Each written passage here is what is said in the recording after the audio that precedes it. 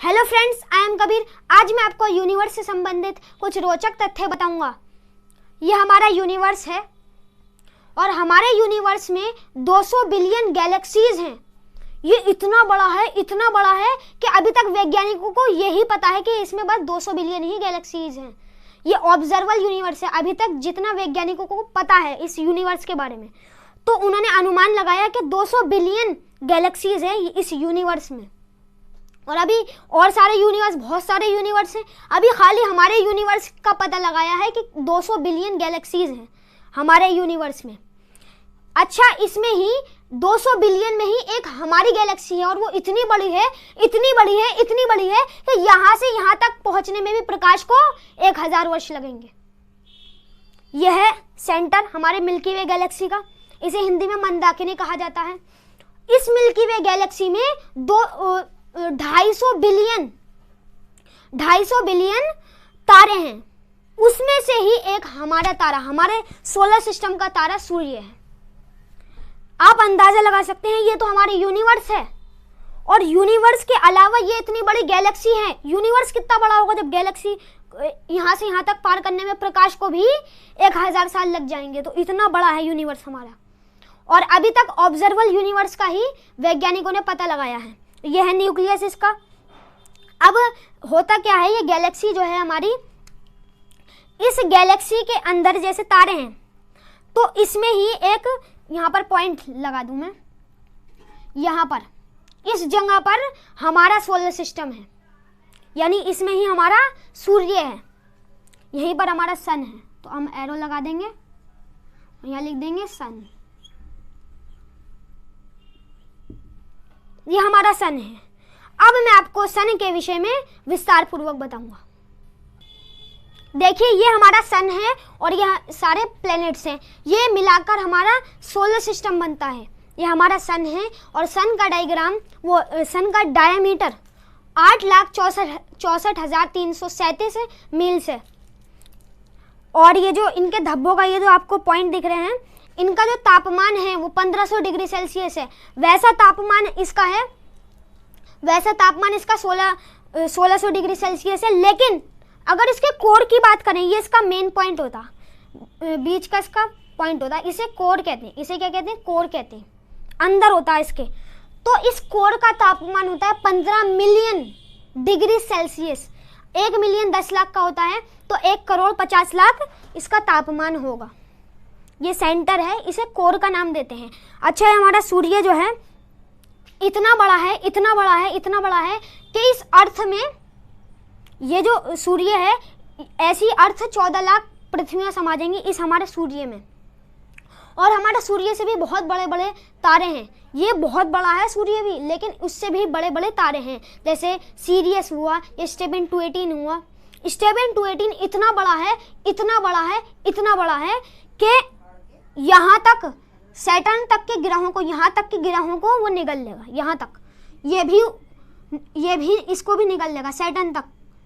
यहाँ तक इतना बड़ा है, मतलब इससे सारे प्लैनेट्स को अगर मिला देंगे तब, और सूर्य भी आ जाएगा उसमें, इतना बड़ा है। और आपको ये बात जानकर बहुत अच्छा महसूस होगा, ये यूरेनस से अगर मरकरी का डायमीटर जोड़ दिया जाए, यानी ये यहाँ से लेके यहाँ तक की दूरी अगर नापी जाए, तो वो भी सूर्य का डायमीटर पार नहीं कर सकता। सूर्य इतना बड़ा है, ये सारे ग्रह भी मिल जाएं तो सूर्य के बराबर नहीं हो सकते। कुछ एरिया तब भी बच जाएगा। ये हमारा सूर्य हुआ। अब मैं आपको अर्थ के विषय में बताता हूँ। हमारी अर्थ से सूर्य की दूरी 14 करोड़ 96 लाख किलोमीटर है। और हमारी जो अर्थ है उसका एक चांद है, मून, और उसकी जो दूरी है 3,84,000 किलोमीटर है। अच्छा, ये फिक्स नहीं होती, दूरी फिक्स नहीं होती, क्योंकि ऑर्बिट के हिसाब से ये चेंज होती रहती है। फिक्स किसी की दूरी नहीं है।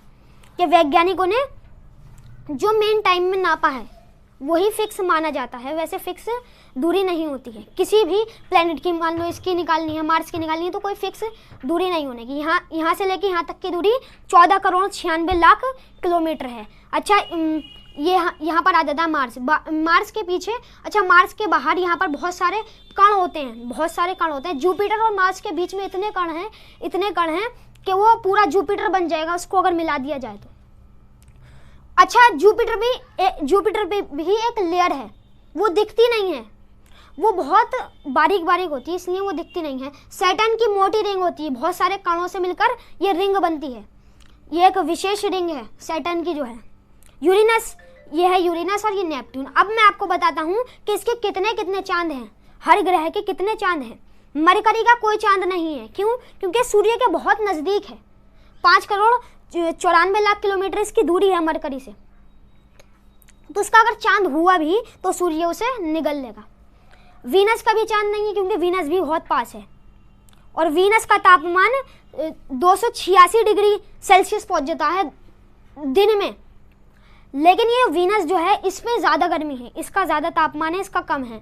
ये बात जानकर आप बहुत आश्चर्य होंगे कि वीनस जो है ये दूर है और मरकरी पास है, तब भी वीनस का तापमान ज़्यादा है। क्यों? क्योंकि ये वीनस जो है एब्जॉर्व कर लेता है, सारी गर्मी सूर्य की एब्जॉर्व कर लेता है, जबकि मरकरी नहीं कर पाता। ये हमारी अर्थ है, इसका एक चांद है। मार्स के 2 चांद हैं, फोबोस और डेमोस, और जुपिटर के कितने चांद हैं? 69 चांद हैं। पहले सैटर्न के 62 चांद थे, लेकिन बाद में 20 चांद और खोज लिए गए, 82 चांद हो गए सैटर्न के। और यूरेनस के 14 और नेपट्टून के 27 चांद हैं। ये चांद के विषय में हो गया। अब मैं आपको बताता हूँ कि हमारे जो पृथ्वी है उसकी और सारे ग्रहों से कितनी कितनी दूरी है।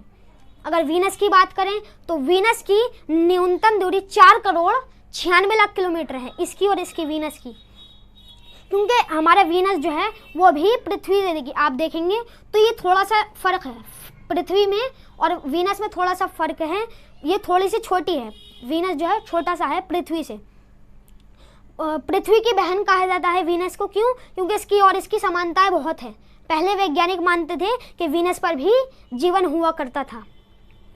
और मार्स पर बहुत सारे वोल्केनोस देखे गए, बहुत सारी नदियाँ देखी गई, वोल्केनोस। और किन्होंने देखा? एलोन मस्क ने। एलोन मस्क का सपना था मार्स पर जाने का, मार्स को देखने का। पहले वो कहते थे, लेकिन लोग उनका मजाक बनाते थे। आज उन्होंने इतना बड़ा काम कर दिया कि मार्स पर उन्होंने वो भेज दिए, बहुत सारी चीज़ें भेज दी, बहुत सारे रॉकेट वहाँ पर टेलीस्कोप से देखा उन्होंने कि मार्स पर क्या क्या है भाई। वोल्केनोस देखे कैसे? टेलीस्कोप से। अच्छा, ये हमारा मार्स हो गया। मार्स, अच्छा, अगर पृथ्वी की मार्स से दूरी देखें तो न्यूनतम दूरी 4,96,00,000 किलोमीटर है। तो देखिए, अगर बात करें तो सबसे बड़ा डायमीटर इसका होता है और इसका थोड़ा कम होता है। इसका 10 गुना सन का डायमीटर होता है। सबसे बड़ा ग्रह है तब भी ये हमारे पूरा सोलर सिस्टम में, पूरी गैलेक्सी में तो हो ही नहीं सकता। पूरी गैलेक्सी में तो इससे बड़े बड़े तारे भी हैं, सूर्य से बड़े। तो ग्रह क्या है ये? तो ये तो ग्रह बहुत छोटा है, इस सन से 10 गुना कम है ये जुपिटर जो है आपको दिख रहा है। अब मैं आपको बताता हूँ अर्थ की जुपिटर से न्यूनतम दूरी कितनी है।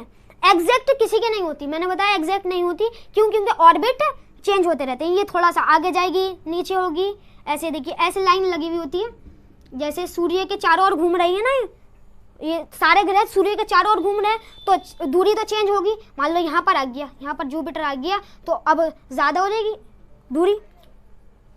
तो ऐसे दूरी चेंज होती रहती है। अच्छा, सैटर्न की बात करें तो सैटर्न की अगर सूर्य से देखें तो 200 लाख मिलियन इसकी डिस्टेंस है किलोमीटर में। और यूरेनस की और ज़्यादा है, यूरेनस की है 14 बिलियन किलोमीटर। और जो हमारा प्लूटो है, पहले प्लूटो को भी ग्रह की श्रेणी में रखा था, लेकिन अब ग्रह की श्रेणी में नहीं है प्लूटो। क्यों? क्योंकि उसने प्लैनेट की डेफिनेशन अप्लाई नहीं करी।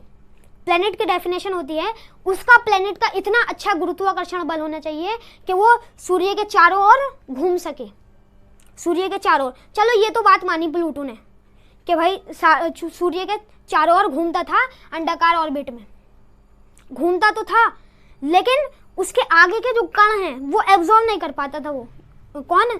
यम यानी प्लूटो। तो इसलिए उसे ग्रह की श्रेणी में से हटा दिया अगस्त 2006 में।